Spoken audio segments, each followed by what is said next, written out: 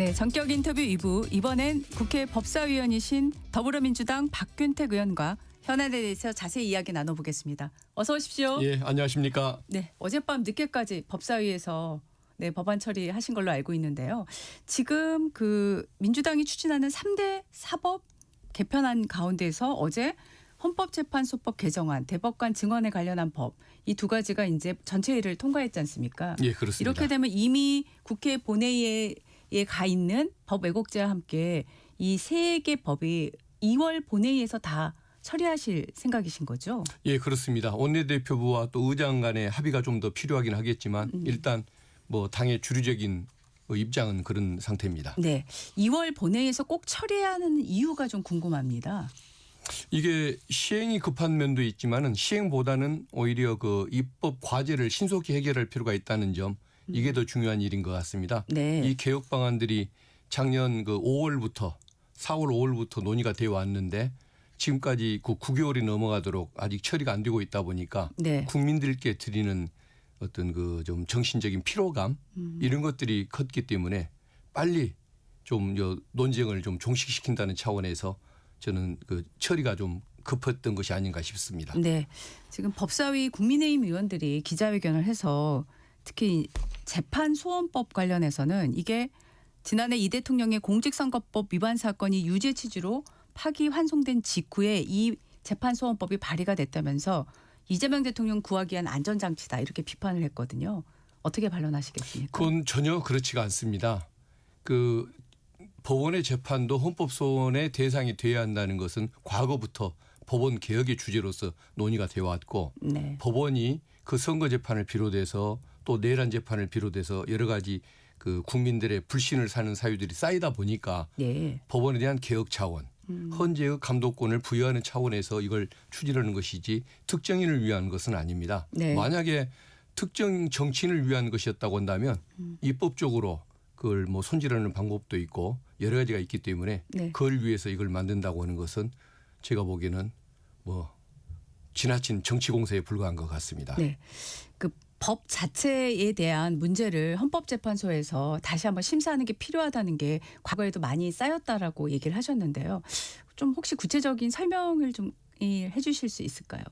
예를 들면은 법원이 헌법과 법률이 정하는 절차를 무시를 하고 결정을 한다. 네. 또 헌재가 이것은 이렇게 해석하는 것은 헌법에 위반된다고 한정 그 위헌 결정을 한다. 그럼에도 불구하고 법원이 자기의 고집을 내세우면서 그걸 무시하는 결정을 하는 사례들이 있었습니다. 예. 이런 경우에는 네네. 헌법재판소가 이것은 위헌이라고 결정을 해서 어떤 헌법의 그 정신에 어긋나는 것, 적법 절차를 어겨서 기본권을 침해하는 것, 이것을 시정할 수 있는 그런 권한을 주자는 것이죠. 그걸 법원은 견제가 없게 되면은 법원이 지금 하는 행동들을 보면은 매우 조직 이기주의적이고 자기들의 권한, 네. 자기들의 권위를 유지하는 쪽에 모든 관심이 집중되어 있지 않습니까? 네, 네. 그렇다고 한다면 이것을 어떻게 누군가가 감독을 해 줄 것인가.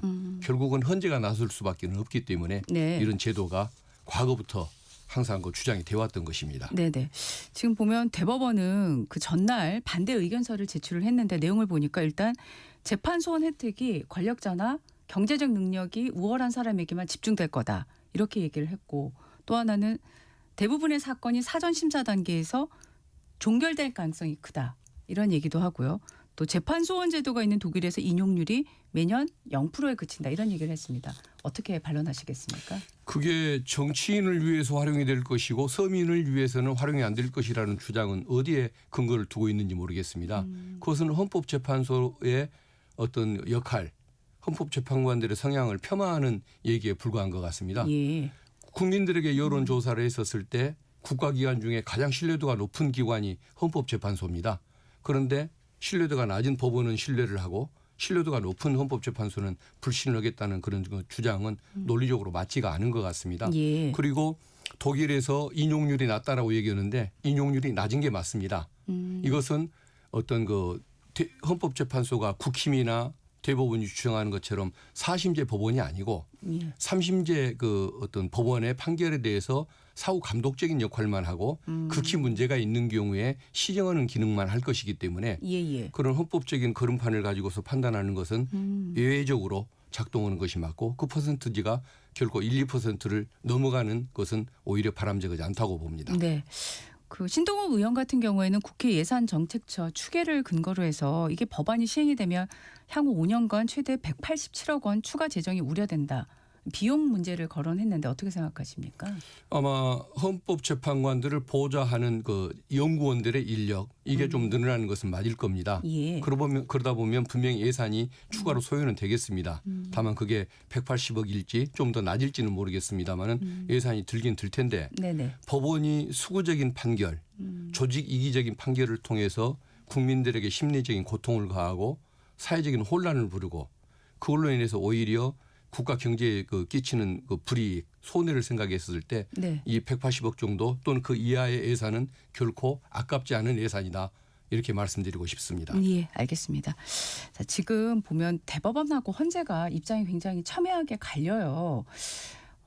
또 이 와중에 이런 얘기가 있는데 이 어떤 얘기냐면 지금 과거 사건을 소급해서 청구하지 않겠느냐 이런 우려도 있는데 어떻게 생각하십니까? 그렇지는 않습니다. 이것은 그 헌법 최종적인 확정 판결이 있은 다음부터 30일 이내에 청구할 수 있도록 그렇게 규정을 하고 있기 때문에 네. 과거형으로 돌아가서 네. 그런 결정이 내려지지는 않을 것입니다. 네.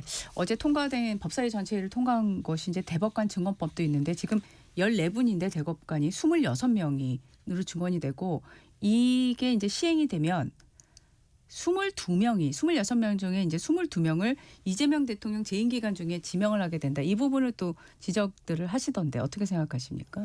누가 임명하느냐가 중요한 건 아닌 것 같습니다. 네. 그리고 더구나 대법원장의 그 재청권 또 대법원장의 재청권 전에 또 법조계나 또 외부 그 명망 있는 인사들이 참여하는 추천위원회 제도가 있기 때문에 네. 추천된 범위 내에서 재청이 이루어지고 또 재청권과 임명권이 조화를 이루어서 임명이 이루어지기 때문에 이재명 대통령 홀로 마음대로 임명할 것이라는 그 시각 자체가 주장 자체가 사실은 아마 그 실제를 좀 무시한 견해 또는 뭐 일부러 외면하는 견해가 아닐까 싶습니다. 어쨌든 시행은 대법원에서 해야 될 텐데 이 법이 통과되는 거에 대해서 대법원 자체는 지금 증언은 단 한 명도 안 된다. 굉장히 강경한 입장을 내놓고 있거든요. 어떻게 생각하십니까?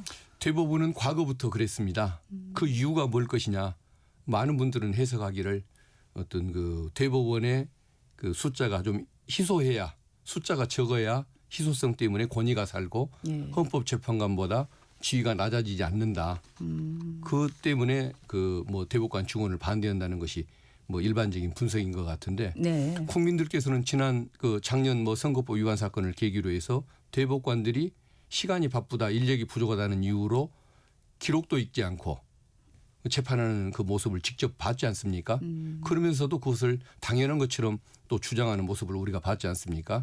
그렇다고 한다면 국민들은 대법관들이 내 기록 읽어주고 사건 판결을 해주기를 바라는 마음이 있을 거고 네. 그것을 위해서 최소한도의 여건을 보장하려면 12명은 늘어야 한다. 사실은 30명, 50명, 100명설까지 있었지만 네. 최소한도로 늘리는 것이 12명이라는 것. 예. 그 점을 강조하고 예, 싶습니다. 알겠습니다. 어제 정청래 대표가 사법개혁안, 검찰개혁안 시간표대로 처리할 거다라고 그렇게 강조를 했는데 특히 이제 당청 간에 뭐 이견이 있다라고 보여집니다. 공소청의 보안 수사권에 대해서 보안 수사권은 불가하다. 다시 한번 강조를 했거든요. 근데 대통령은 이제 신년 기자회견에서 공소청 보안 수사권은 예외적으로 필요한 경우 있을 수 있다. 이렇게 얘기를 했거든요. 이게 앞으로 이 보안 수사권에 대한 당청 간의 논의가 어떻게 될지 많은 분들이 궁금해해요. 의원님은 어떻게 생각하십니까? 저도 몹시 궁금합니다.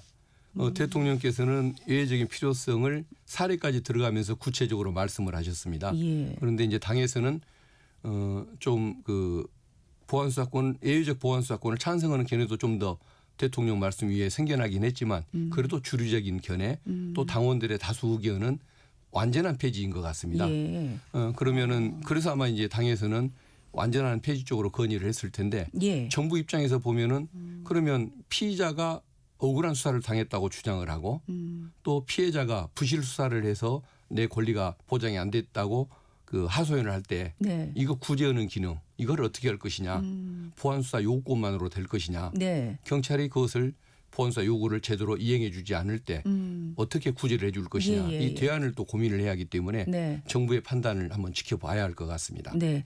이 과정에서 정 대표가 어제 회견할 때 톤이 좀 예전보다 낮아진 것 같다. 뭐 이런 식의 네, 해석도 있던데 예, 어떻게 좀 생각하십니까? 반영해 주기를 네네. 건의한다라고 네. 조금은 더 완화된 표현을 좀 쓰셨기 때문에 네. 아마 그래서 이제 톤이 낮아진 거 아니냐는 이런 분석을 하는 것 같은데 어쨌든 정부 입법이니까 예. 정부에서 결정한 것이라고 한다면 네.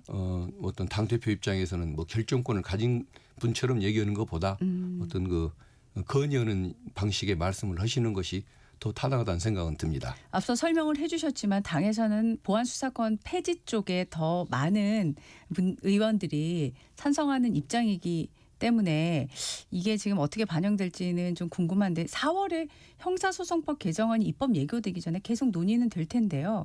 그 기류가 조금 바뀔 가능성도 있을까요? 어떻게 보십니까? 지금 이제 이 부분에 대한 논의가 시작되면은 예. 또 어떤 찬성하는 견해, 반대하는 견해 예. 여러 가지가 나오지 않겠습니까?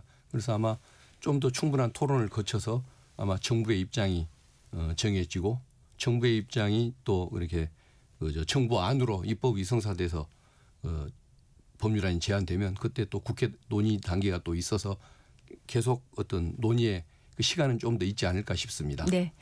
그 강덕구 최고위원이 지선 이후에 합당이 대통령 뜻이라는 글을 올렸다가 삭제하는 일이 있었는데 해명은 내놨습니다. 확인되지 않은 사실을 보좌진이 올렸다 이렇게 얘기를 했는데 이게 여러 해석을 낳고 있거든요. 그리고 혁신당 같은 경우에는 청와대가 명확한 설명을 해라.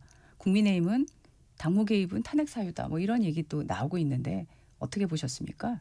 저도 뭐 왜 그런 글이 올라갈 수가 있는지 의아하긴 합니다만은 어쨌든 실무진의 실수였다고 강덕구 최고위원께서 말씀을 하고 있고 네. 또 청와대도 이걸 뭐 부인을 하고 있습니다.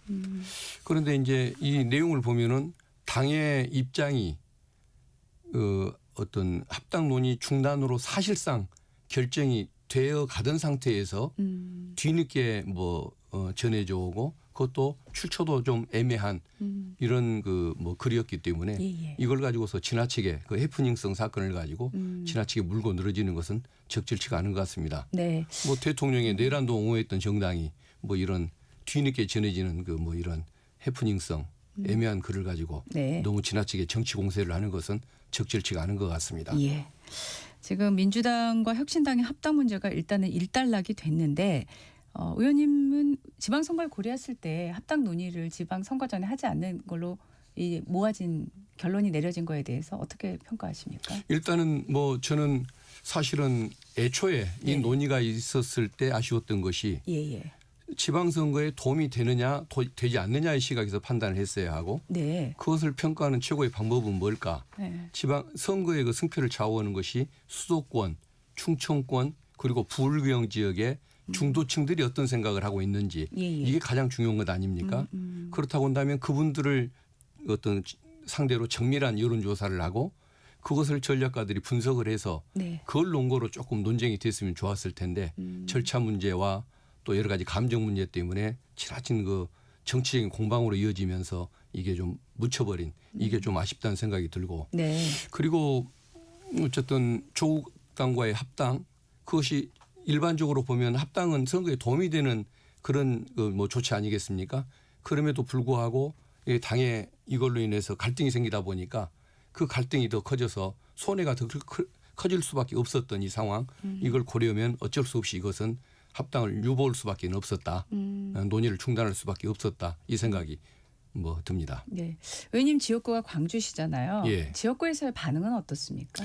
그 이제 광주 지역 같은 경우는 민주당에 대한 지지도가 월등하고 그리고 또 조국 당에 대한 호감도도 타 지역보다는 그래도 좀 더 높은 이런 특성이 있기 때문에 네. 뭐 아무래도 좀 합당을 찬성하는 의사나 이런 것들이 타 지역보다는 좀 더 높았을 것 같기는 합니다만은 그래도 큰 틀에서 어떤 느끼는 뭐 정서들 또 뭐 합당에 대한 그런 또 결론에 대한 뭐 이런 의견들은 크게 다르지는 않을 거라고 생각합니다. 네.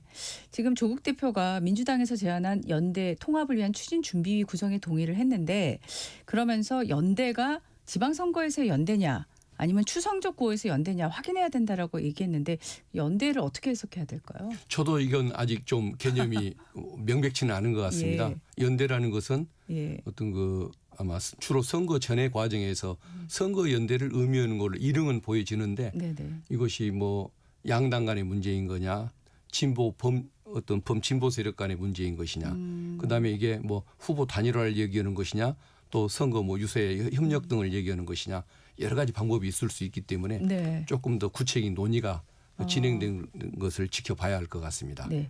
지금 그 말씀하신 대로 연대라는 그 단어 안에 우리가 생각할 수 있는 게 굉장히 다양한 상황인데 지금 이제 의원님 지역구가 또 광주셔서요.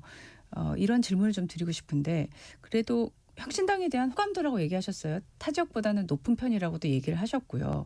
근데 지금 선거 연대를 예를 들면 그 혁신당과 민주당이 어떤 경쟁을 해볼 만한 지역에서는 각자 후보를 내서 경쟁을 하고요. 그렇지 않은 지역에서는 좀 연대를 하고 이런 언급을 하신 분들이 있으시더라고요. 의원님들 중에서 어떻게 생각하세요? 일반적으로는 그렇게 예측이 되고 네. 아마 그렇게 나갈 가능성도 있다고 저는 생각을 합니다. 네네. 그런데 이제 제가 만약에 조국 대표의 입장이라고 한다면 예.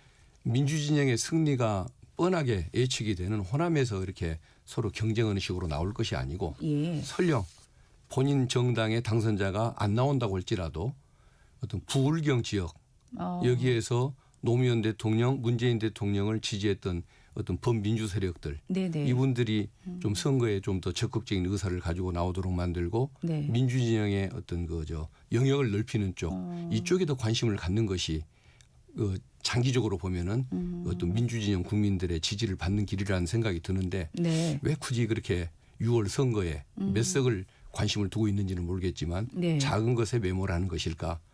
그건 좀 아쉬움이 있습니다. 네.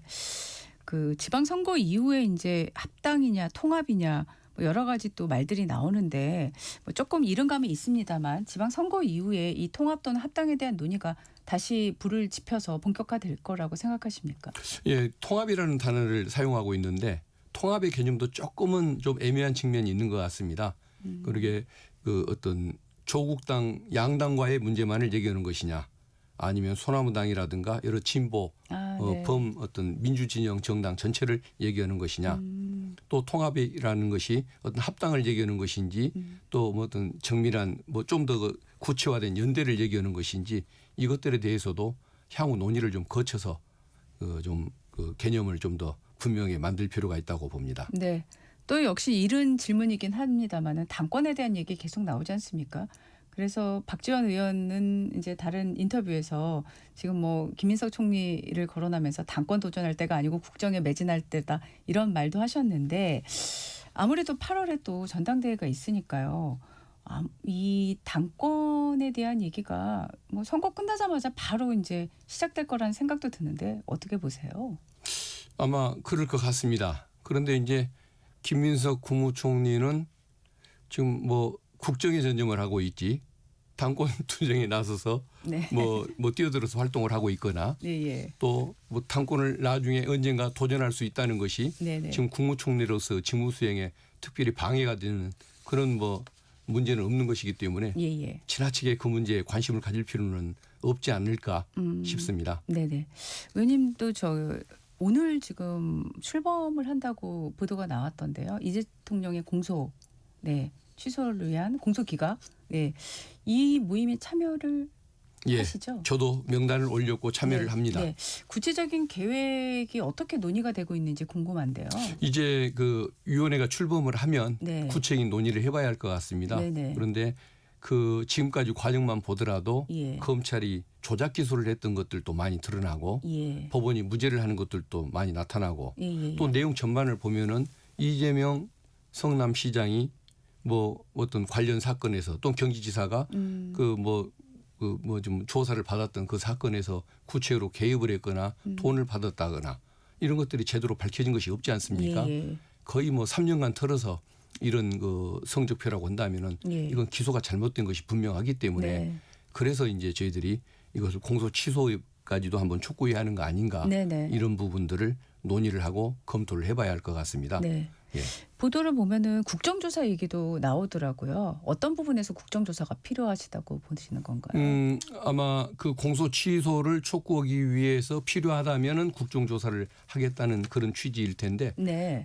예를 들면은 그동안의 수사 결과라든가 예. 참고인들의 증언 또 수사 관계자들의 증언을 토대로 해서 이건 뭔가 특정 정치인을 잡기 위한 표적 수사였거나 네네. 조작 수사였거나 네. 증거를 일부러 인멸을 하거나 증거를 일부러 창출해내거나 예예. 녹취록을 일부러 뭐 바꿔놓거나 수사 또 뭐 대북 송금 사건 같은 경우에는 왜 특정 기업의 주가 조작 사건이었다가 마치 특정 정치인의 방북을 위한 걸로 이것을 만들어냈는지 이런 과정들을 한번 정확하게 확인하고 그리고 나서 뭐 검찰 개혁 자료가 됐든 검찰 청산의 인사적인 청산을 위한 자료로 삼든 공소 취소를 위한 자료로 삼든 그렇게 하자는 취지입니다. 네. 그러면은 지금 이전에 지난해까지는 얼마 전까지 특위가 있었는데 이제 특위는 위원장이었던 한준호 의원이 이제 곧 지사 출마를 공식 선언을 하시니까 이제 특위는 활동을 일단은 잠정 중단하고 모임 쪽에서 주도적으로 당에서는 가져가시게 되는 건가요? 예, 그렇게 될 것 같습니다. 예, 알겠습니다. 법원이 김건희 특검이 기소한 사건들에 대해서 지금 공소 기각 무죄 판결을 계속 내렸잖아요. 그래서 이 특검 수사가 부실했던 거 아니냐 이런 지적도 나오고 있는데 이 결과를 보고 어떤 생각이 드셨습니까? 민중기 특검 같은 경우는 서울중앙지방법원장까지 지냈고 법원 내에서도 매우 존경받고 또 법리가 뛰어난 실력자라고들 다 평가를 하고 있습니다. 네. 그럼에도 불구하고 저는 안 좋은 지금 결과가 이어지고 있습니다. 그런데 이번 사건에 대해서만 법원이 저런 판결을 했다고 한다면 네. 법원의 결정이 맞을 수도 있겠다고 존중하겠지만은 법원은 그동안에 내란 사범들 또 김건희 관련 사범들에 대해서 매우 우호적인 판결들을 해왔습니다. 예. 그러다 보니까 그 법원 판결에 대한 불신이 있을 수밖에 없다는 생각이 들고 네네. 그래서 2차 특검 권창영 특검이죠. 네. 권 특검 같은 경우에는 이제 어떤 법원의 분위기가 그렇다는 것까지 감안을 해서 더 좀 충실하게 더 정밀하게 수사를 해주기를 기대하는 마음이 있습니다. 네. 이 과정에서 그 전준철 변호사의 특검 추천 논란 때문에 큰 파장이 또 있었는데 그 유튜버를 하는 김어준 씨 같은 경우에는 청와대 책임론을 꺼냈거든요. 청와대에서 하면 되는 거 아니냐, 검증하면 되는 거 아니냐, 최종 검증 책임은 청와대에 있는 거 아니냐 이런 말을 했는데 어떻게 생각하십니까? 청와대가 검증을 해서 제대로 골랐죠. 네. 쌍방울 사건의 네. 변호 이력이 있는 상태에서 네. 여기에 특검에 참여하는 건 적절치 않기 때문에 네. 검증을 해서 제대로 고른 것 같습니다. 네. 문제는 이제 민주당의 추천이 적절했던 것이냐 네. 여러 가지 뭐 오해 억측들이 있습니다만은 예. 제가 아는 바에 의하면 네네. 당사자의 진술이나 상황들을 보면은 아마 쌍방울 그 사건 변호인이었다는 걸 몰랐던 것 같고 이성윤 의원의 경우에 말입니다. 네. 그리고 그 전준철 그 변호사 전 검사가 수사 능력이나 의지가 매우 뛰어났던 인물입니다. 그리고 윤석열 그 김건희 부부를 상대로 수사를 제대로 했었기 때문에 그것 때문에 오히려 압수수색을 당하고 윤 정권에서 핍박받고 쫓겨난 사람입니다. 그러다 보니까 어떻게 보면은 그 쌍방울 변호 이력만 없었으면은 네. 저만한 책임자가 없었을 텐데 예. 저게 문제가 된 것이 참 아쉽고 네. 네네. 또 민주당 차원에서는 저걸 미리 발견을 못했던 것이 아쉽다는 생각이 들지만 네. 그러나 그 문제점을 알고서 일부러 추천했던 것은 아니라는 그 점을 좀 말씀드리고 싶습니다. 네. 자, 지금 19일에 윤석열 전 대통령 내란 1심 선고 어제 또 법원에서 생중계 허가를 결정을 했습니다. 자, 어떤 판단이 나올 거라고 생각하십니까? 사실은 이건 국민 상식으로 보면 당연히 유죄가 나오고 엄정한 형이 선고돼야 맞는 것 아니겠습니까? 그럼에도 불구하고 아마 이제 지귀현 그 부장판사가 하도 희한한 모습을 많이 보여왔기 때문에 예. 국민들께서 우려하시는 것이 현실이고 저도 그 우려에 대해서 조금은 같이 어떤 공감을 하는 그런 입장이 있습니다. 의원님도 좀 우려가 되십니까? 예. 그러나 결론적으로는 그렇지 않을 것이다라고 네네. 생각합니다. 네네. 만약에 주기현 판사가 여기서 이상한 결정을 하게 되면 그 국민의 분노를 감당할 수가 없을 것입니다. 네. 그리고 사법부는 존립 자체를 위협받을 정도의 엄청난 그 파문을 겪을 것이기 때문에 설마 국민이 걱정하시는 결과는 나오지 않을 것이라고 굳게 믿습니다. 네. 지금 그 윤석열 전 대통령이 과연 불출석을 할 거냐 출석할 거냐를 갖고도 좀 많은 관심이 집중됐는데 출석 의사를 밝힌 걸로 보도가 됐습니다. 그러면서 이 나라가 온전하게 회복될 것이다. 믿는다.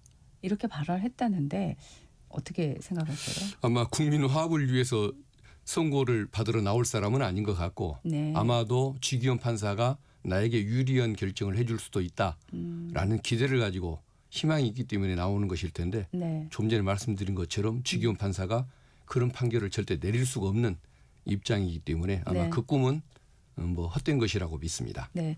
이제 선고일이 다가오니까 여러 가지 이제 그 얘기들이 오가는 것 중에 하나가 이른바 국민의힘을 관련해서 절연 메시지가 나올 거냐 안 나올 거냐 굉장히 관심이 집중이 되고 있고요. 그 국민의힘 당 안에서도 절연할 거냐 안 할 거냐를 갖고 뭐 전환길 씨가 당대표에게 입장을 내놓으라고 또 뭐 시한을 정해서 요구하는 등의 이런 일들이 벌어지고 있는데 국민의힘에서 이번 1심 선고 후에 어떤 입장을 내놔야 된다고 생각하십니까? 아마 절연 쪽으로 입장을 바꿀 사람들일 것 같습니다. 바꿀 거로 예. 생각하십니까? 뭐 마땅한 건 따질 필요도 없는 정당인 것 같고 저는 입장을 바꿀 거라고 보는 게 예. 그동안에는 당 지도부가 어떤 그 당권을 얻기 위해서 수구 세력들, 극우 세력들 위해 이제 어떤 그 동성을 했던 그런 입장이라고 한다면 네. 이제는 지방선거가 서서히 다가오기 때문에 정상적인 국민들 네. 그리고 중도층에 있는 국민들의 마음을 얻지 못하고서는 또 필패가 예상되는 거 아닙니까? 네. 그래서 그 선거 또 승리를 위해서 이제는 이제 또 환승을 하려는 이런 태도를 보일 것 같습니다. 네네. 그래서 어떤 상황에 따라서 어떤 정의관념이나 이런 뭐 어떤 원칙 이런 것과 상관없이 네네. 그때그때 가면을 바꿔 쓰는 사람들이기 때문에 이제는 아마 또 입장을 바꾸고 네. 절연 쪽으로 은근히 좀 방향을 틀 걸로 예상이 됩니다. 네. 오늘 대통령이 여야 당 대표를 만나서 오찬 회동을 하지 않습니까? 국정 전반에 대해서 의견 교환 뭐 이루어질 걸로 보는데 오늘 그 오찬 회동에서 어떤 의제가 주로 거론될 걸로 예상하실까요? 아마 민생을 위해서 좀 협력을 해달라는 요청을 아마 대통령께서는 하실 걸로 보여지고 네. 아마 그리고 또 국힘 장동혁 대표는 아마 그와 상관없이 또 뭐 저 보수 강경층들 수구 세력들의 어떤 그 입장을 대변하는 차원에서 좀 뭐 정부를 자꾸 뭔가 비판하거나 흠집내거나 뭐 근거도 없는 뭐 이런 또 뭐 색깔론 또 뭐 대미 대중 문제 이런 식의 이념적 문제로 공격을 하려는 이런 태도를 드러내지 않을까 짐작이 됩니다. 네, 알겠습니다. 오늘 말씀 여기까지 듣겠습니다. 지금까지 더불어민주당 박균택 의원과 말씀 나눴습니다. 고맙습니다. 예, 감사합니다. 저는 잠시 후 진격의 경제로 돌아오겠습니다.